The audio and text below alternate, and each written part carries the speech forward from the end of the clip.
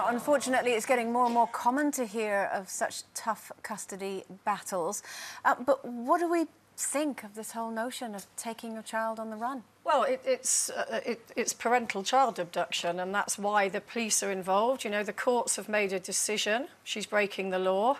And it's interesting, you know, everybody went, oh, and, you know, it is very complex. It's a very emotional thing. But if it was a dad on the run with his child, and, you know, and the court systems are very mother-centric, and I think that if there is a situation, which clearly there is, where a court has decreed that the child should live with his father, there's a reason for that. Yeah. And, you know, and I do think that if it was a dad on the run with his... Everybody would go, oh, that's terrible, that's terrible. He should be, you know, a child should be with its mother. And so, you know, I really feel for all the dads in the country. And I know there are hundreds, if not thousands of them, who are also denied the right to see their children.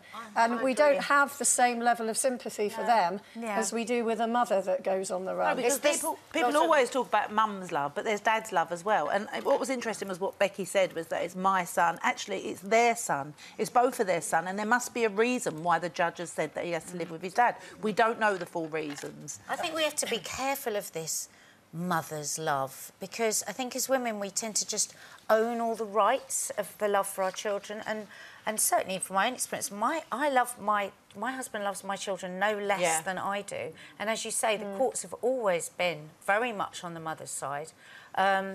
You know, I mean, I've heard of instances where mothers can just suddenly move, you know, move like miles away down the country, and they don't actually, they're not even obliged, actually. I've got a friend whose ex-wife is taking the kids to New Zealand, and now he's having to fight to get them back again. Yeah, that's very common. There's a charity called Reunite International. Parental child abduction is a huge problem.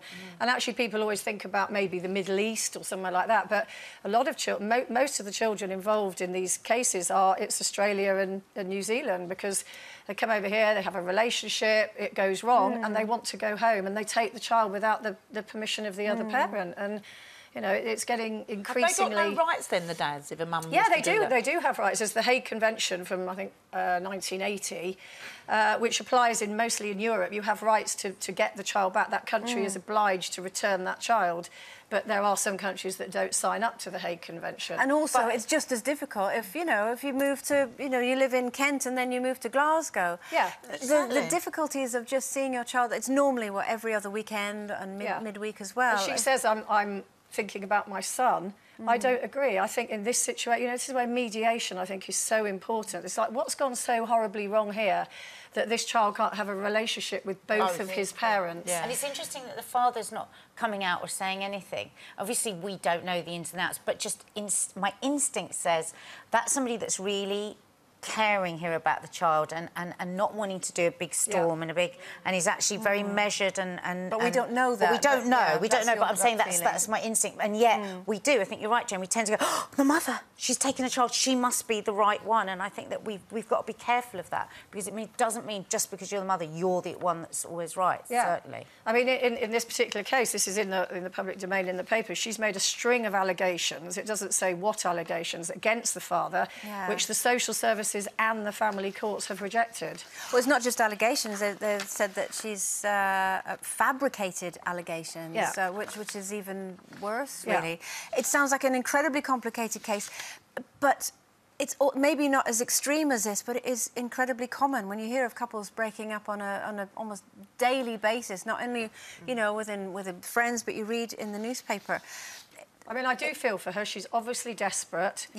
But she's got to think about her little boy, who has been living quite a bit with his father anyway. He must be missing his father terribly as well. And, you know, you rather kind of, in all of these kind of situations, you want to knock people's heads together and just say, look, sort it out.